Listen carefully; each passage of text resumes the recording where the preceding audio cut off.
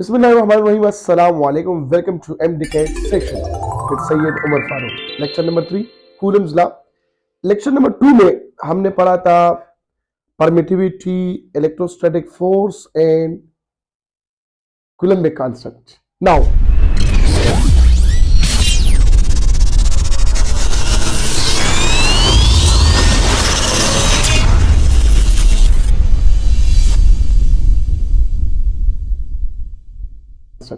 Now, Coulomb's law क्या है? इसका मेन पर्पस क्या था कूलम का?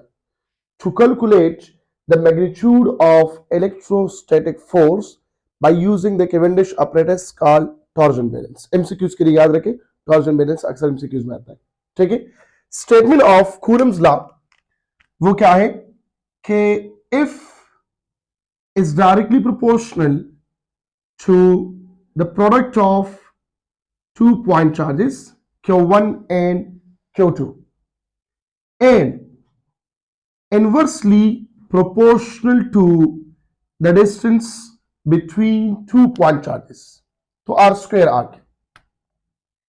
अब ये जो second part of this statement है ये बहुत ज्यादा इंपॉर्टेंट है. अगर हम डिस्टेंस बिटवीन द चार्जेस को डिक्रीज करते हैं तो फोर्स इंक्रीज होगा. दो चार्जेस है, एक आ गया प्लस Q1 और दूसरा आ गया प्लस Q2. इन दोनों के दरमियान जो डिस्टेंस है, अगर ये डिस्टेंस हम डिक्रीज करें तो फोर्स ऑफ रिपल्शन क्या होगा? वो इंक्रीज होगा. डिस्टेंस को इंक्रीज करें तो फोर्स ऑफ रिपल्शन डिक्रीज होगा. क्लियर होगी बात? नाउ यहां पे देखें कुछ पॉइंट्स है, कुछ ट्रिक्स है, इसके लिए वो याद रखें कि इफ ये आर प्राइम को हम इंक्रीज कर रहे हैं, कितना इंक्रीज कर रहे हैं? इन टाइम ऑफ आर, तो फोर्स कितना डिक्रीज होगा? तो न्यू फोर्स बनेगा if divided by N square.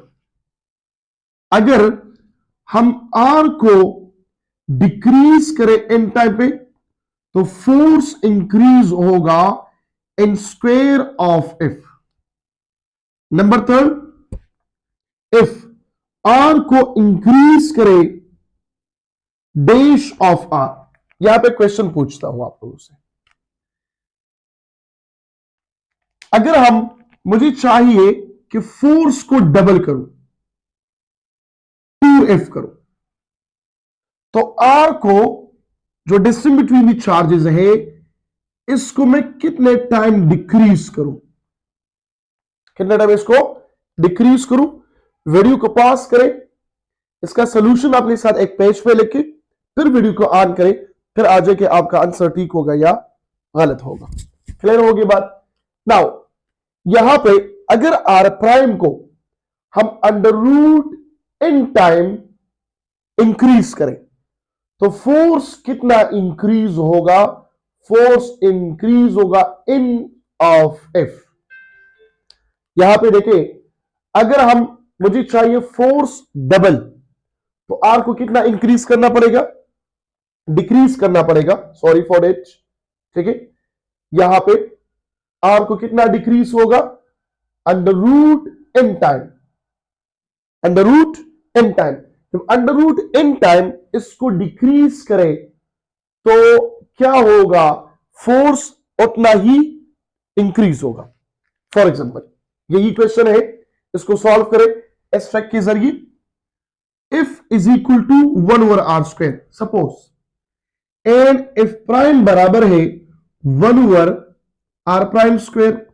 R prime square कितना हुआ? 1 divide by under root 2. So 1 divided by R divided by under root 2 whole square. तो यह आ जाएगा 1 over R square divided by 2. ये 2 ऊपर जाएगा. ठीक है, तो यहां पर आ जाएगा 2 multiply by 1 over R square, और 1 ओवर आर स्क्वायर बराबर है एफ के. तो एफ प्राइम क्या हुआ? डबल हुआ. मुझे ट्रिपल फोर्स चाहिए, मतलब 3 टाइम्स ऑफ एफ, तो 1 over under root 3, 1 over under root 4, तो यहां पर भी 4 होगा, 5 तो यहां पर भी 5 होगा, 6 तो यहां पर भी 6 होगा.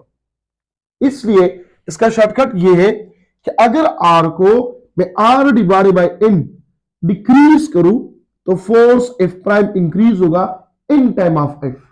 एंड अगर आर प्राइम को मैं under root in time of R increase करूं तो फोर्स पर क्या होगा, एफ डिवाइडेड बाय एन होगा। क्लियर होगी बात? तो ये 4 ट्रिक्स बहुत ज्यादा लाजमी है। ठीक है, ट्रिक नंबर 1 ये तो सिंपल है। ट्रिक नंबर 2, 3 एंड 4 ये सिंपल ट्रिक है। अगर रेडियस को हम इंक्रीज करें, सॉरी डिस्टेंस को हम इंक्रीज करें बिटवीन चार्जेस, ठीक है, तो फोर्स क्या होगा, वो इंक्रीज होगा, आर डिक्रीज होगा। लेकिन अगर इस तरह से फोर्स को मैंने क्या किया है, ट्रिपल किया है, तो आर कितना होगा?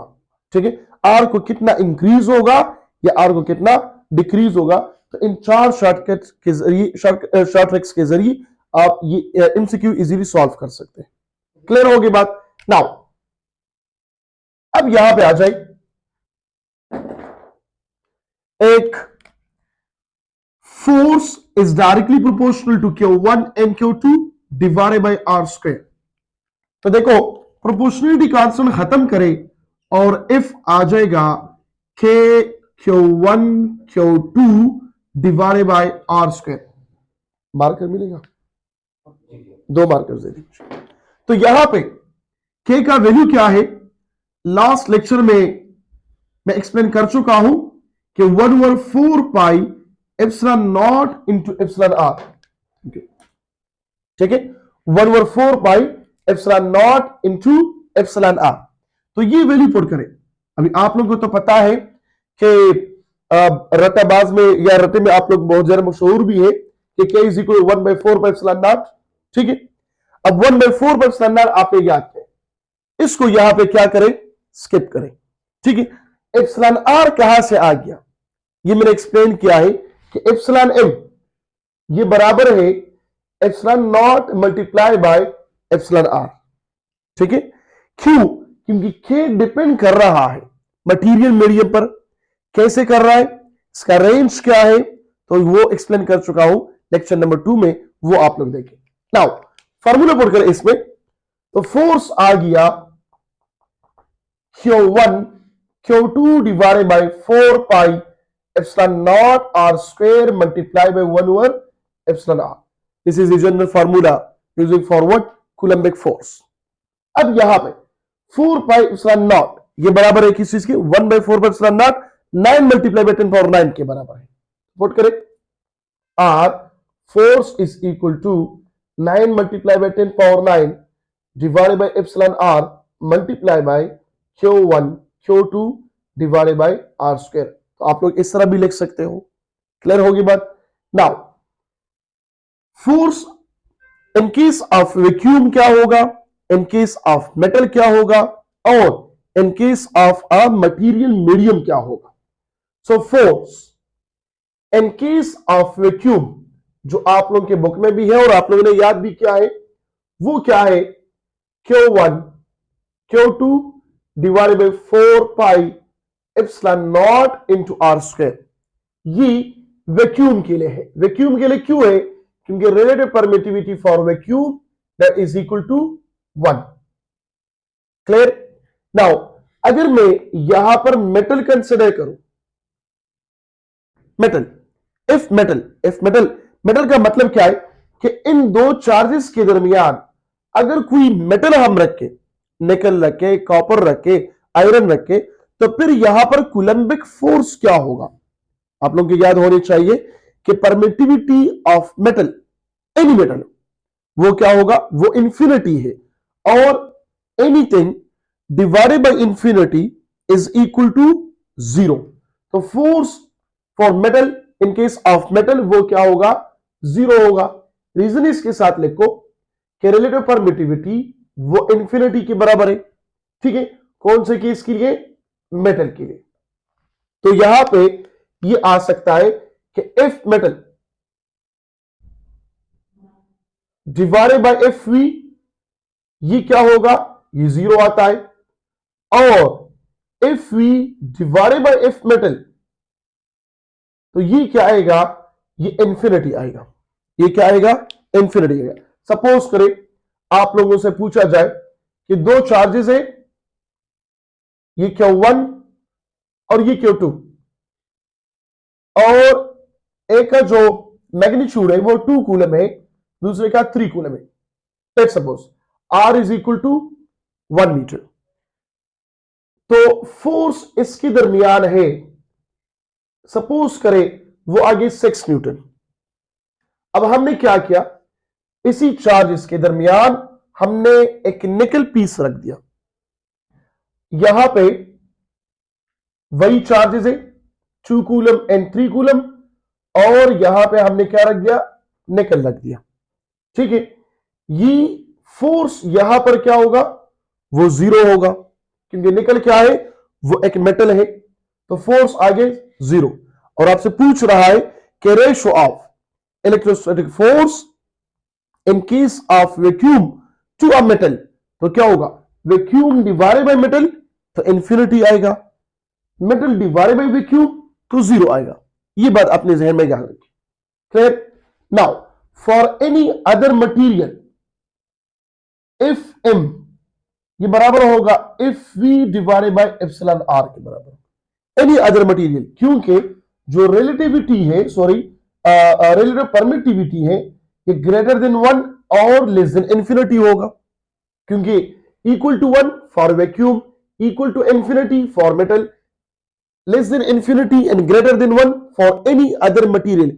एनी अदर मटीरियल का मतलब क्या है, और हो सकता है मेका शीट हो सकता है, ट्रांसफार्मर आयरन हो सकता है, ठीक है, फॉर एग्जांपल इसके अलावा बेंजीन हो सकता है, तो ये सारे के सारे इस चीज में आते हैं। तो F m is equal to F V divided by epsilon r, तो यहां पर देखें F m divided by F V is less और इक्वल टू 1 होगा, या हम इस तरह भी कह सकते हैं कि एफ m लेस और इक्वल टू एफ वी है।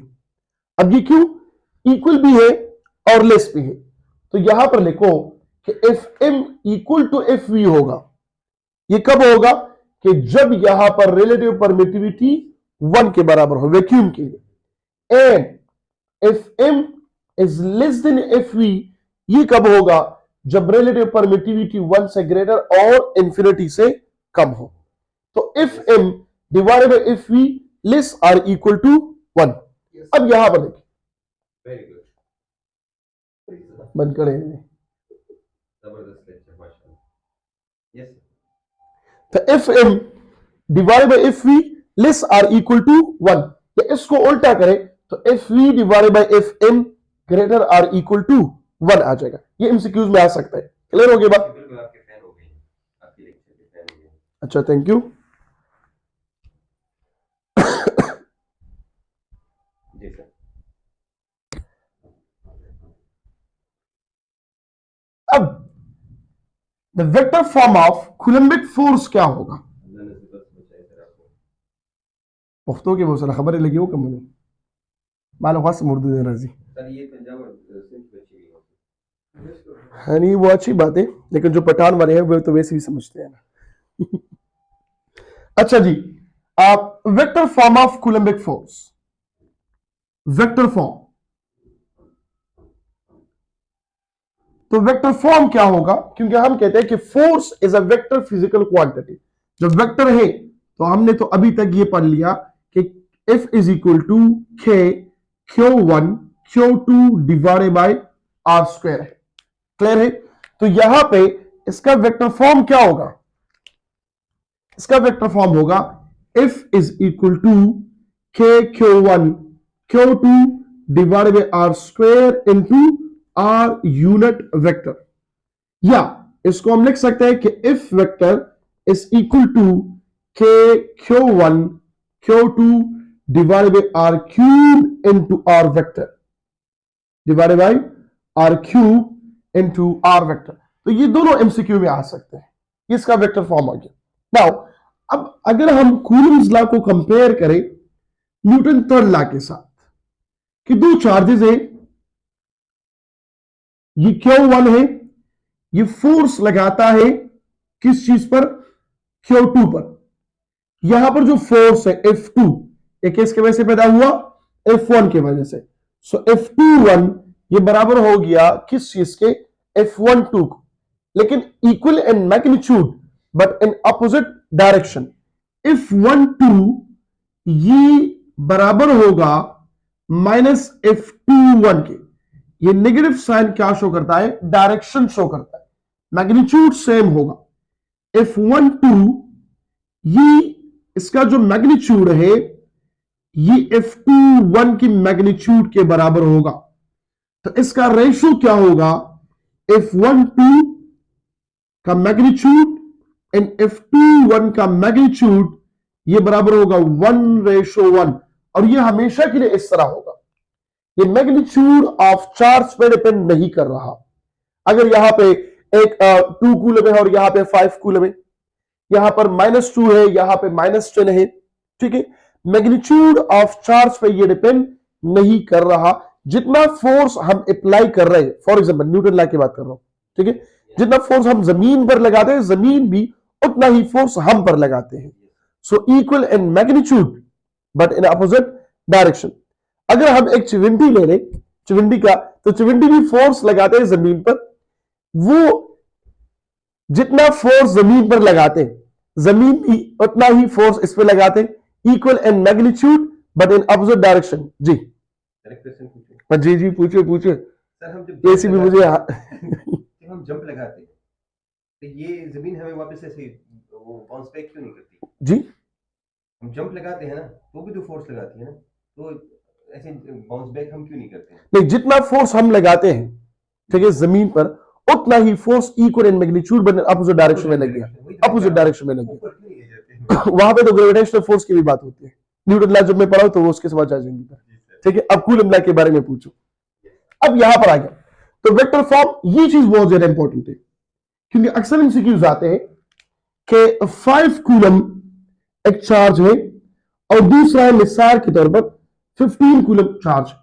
ये एक दूसरे पर फोर्स लगाते हैं। ये आ गया F1 और ये आ गया F2। तो F1 रेशियो F2 क्या होगा? वो होगा 1:1, या F2 ratio F2 divided by F1 क्या होगा? वो भी 1:1 होगा। क्लियर होगी बात? तो ये आ गया आप लोगों का कूलम्स लॉ। कूलम में जो सबसे इंपॉर्टेंट था वो F is inversely proportional to R square था। फिर जो ट्रिक्स मैंने समझा दिया, और फिर इसके बाद जो केसेस ऑफ कूलम्बिक लॉ है या कूलम्स फोर्स है या इलेक्ट्रोस्टैटिक फोर्स है, इसको याद रखिए। नेक्स्ट पार्ट जो आएगा इस लेक्चर का वो एमसीक्यूज होंगे, एमसीक्यूज ऑन कूलम्स लॉ। जिसको भी चाहिए वो कमेंट सेक्शन में कहे कि मुझे एमसीक्यूज चाहिए, तो वो फिर आप लोगों के साथ शेयर करूंगा। अपना बहुत सारा ख्याल रखिएगा। मिलते हैं एक और लेक्चर में। Thank you so much. Allah Hafiz.